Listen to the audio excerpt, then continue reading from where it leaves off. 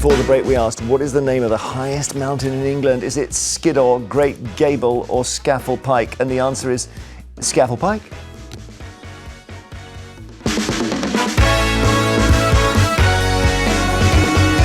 Or Scafell, whichever you prefer. What do you prefer, Mike? Is that on the Isle of Man? Scafell Pike? No. You sure? Lake District, isn't it? Is it Lake District? Yeah, you're good today with your geography. St. Druid. Yeah. St. Bruid. Yeah. She lived in that lovely Lady Barbara.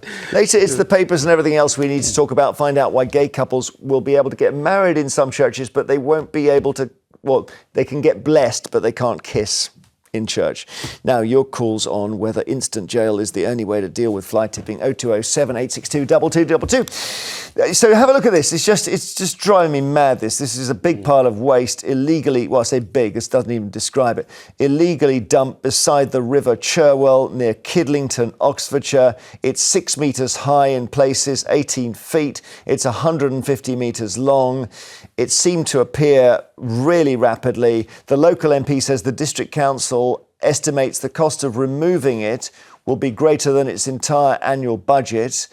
Criminal gangs are believed to be behind it, and the Environment Agency is investigating but hasn't found the culprits yet. Mike, how would you deal with this? With that particular one, yeah, I would plant over it. I would make it a mountain. I put grass on it and all that kind of stuff, okay? Because I can't see, if you started saying, got to remove it, where'd you take it? Where'd you take it? Where else can it go? Now, there are some worries about the environment in this one. It might be leaking into the River Cherwell, which is the river that runs up to Oxford. But if that's not the case, I would just cover over it. But I hate fly tippers. I hate them with a passion.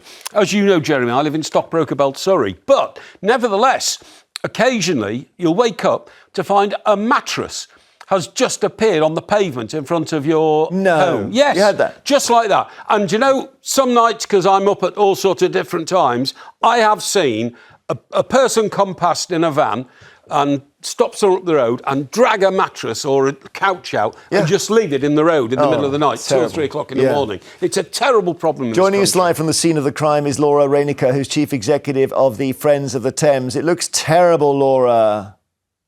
It is, and I think really important to say that this is definitely not fly tipping. This has been partially processed, and you can see behind me, I've actually got my feet in the River Cherwell. So you couldn't just plant on this and plant grass on it, I'm afraid. This needs to be, first of all, urgently made safe because the chemicals that have been partially released from the shredded waste behind me is leaching into the river, and it's a death sentence for the River Cherwell, and then obviously for the Thames catchment as a whole.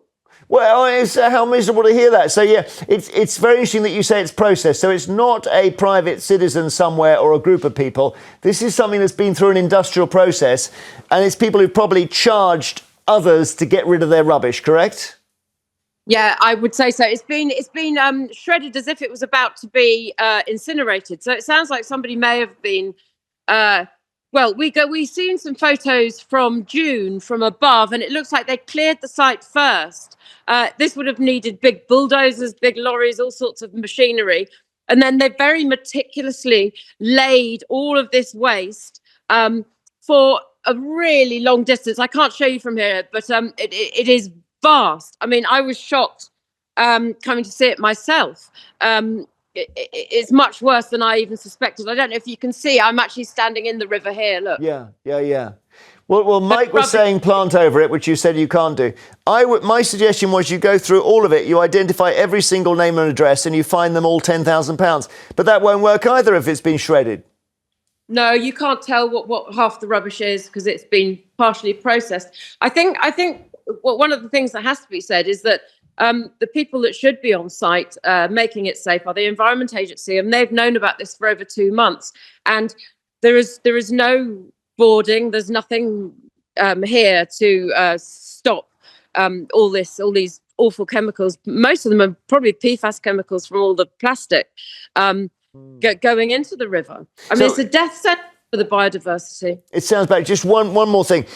You've said this is not an overnight dumping. So someone starts it and they take a few weeks to do it. Now, that's really amazing.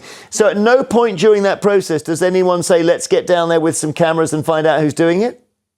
No, apparently not. It is quite well hidden in that you've got the dual carriageway on one side and open fields on the other, and it's surrounded by trees. And you can see you can see there. But it's no, this was a really well planned site. That would have used a lot of big machinery and a lot of organisation. Thank you for joining us, Laura Venica. Friends of the Thames is her organisation. Oh, Helen, it's heartbreaking. Absolutely amazing. Yeah. Well, the fact that it's shredded destroys our attempt to get back at the people who created it. What is also incredible is that the Environmental Agency haven't been there. When Laura was saying they've known for 2 months, they've not done anything to prevent it getting any worse. They haven't done anything. They haven't put up any security. They haven't put out any cameras to catch people. It's the enforcement, and too right, the Environmental Agency. In the waste disposal business, surely they can find out where that amount of waste has gone missing. Surely. Because if it's been partially shredded anyway, that's been done in some great commercial enterprise or something. So surely on a register of waste disposal in this country, somebody's going to say, hang on, all of a sudden we lost 120 tonnes there or something. So that what you need is a whistleblower, and you need the police to say, we will pay 100 grand to anyone who dobs in the gang. And who will then you pay need a it in gang. full. You need to turn one of the gang members and then give him a new identity, because we've got to find out who did it. And how long would you jail them for, mate? Oh, for that, 10 years. 10, That is desecration of the countryside, the possible poisoning of the River Cherwell. 10 years minimum. It's like the Sycamore Gap. It's one of those things that's really emotional. Exactly. And in Suffolk, hello. Hello. What a shocker. It is disgraceful. And it will be quite easy for detectives to find who did this crime. Would it? And when there are good detectives around when they want to be good. And with all that rubbish, they will find out. It's industrial. It's not a small person doing it.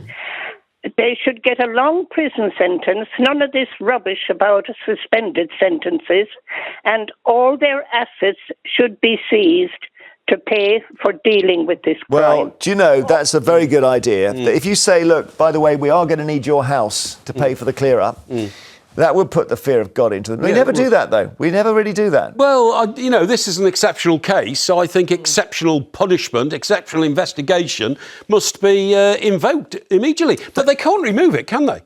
Well, it's I don't know impossible how. to remove, isn't it? You'd need a lot of trucks, but then what do? We take it somewhere. Where'd you take it? Thank you, Anne. I mean, your idea of planting on it, given that it's been shredded, you think you might be able to do that. John is in Kent. What would you do here, John?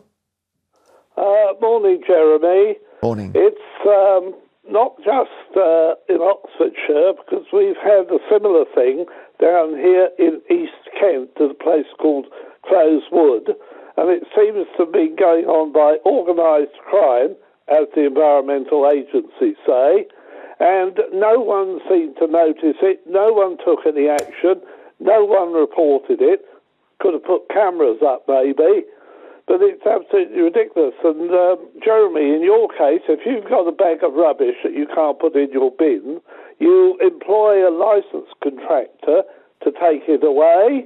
Then it goes through all these hands and end up in the dump in Oxfordshire. And you, Mr. Vine, do 10 years. Well, I would be in favour of that, actually, yeah. I mean, if I don't properly look at the credentials of someone I give my household waste to and they tip it, I am responsible as well. I can't say, I didn't know he was a cowboy. You know, the guy rode in on a horse. Yeah, but you'd need 1 million of those plastic bags from a household to get anywhere near the amount of waste is there. Surely somebody's got to be able to say, hang on, who could possibly generate this amount of waste? And how and why and where? Well, maybe there was an... the more I look at that, the more I think this must involve at least 10 people. Well, and one of them has got to be turned. More, I would say. I mean, it's almost as if, an incinerator has closed down somewhere in the country and they've said, just dump it in a field or something. But also the fact that it was going on for weeks. They've done, and then finally... With bulldozers. They've now said, look, everyone, this is how it's ended up. We're not interested in the ending. We want to catch them midstream. And they've had opportunity. That's what Laura's basically saying. They've had opportunity to catch them. And it's also Maybe they've got a licence. Maybe it's somebody else who's doing the paperwork wrong. But that all needs investigating. I we have agree. been It's in not this, fly tipping. That's something else. this situation where somebody's rubbish ends up tipped somewhere.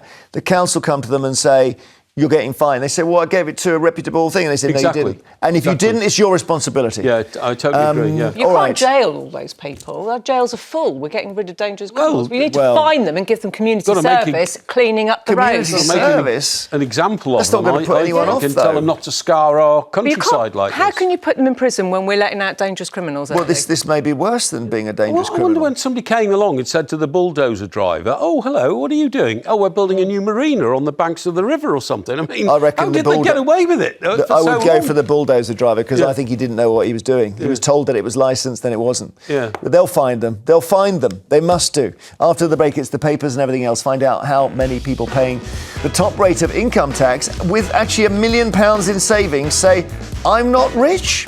See you shortly.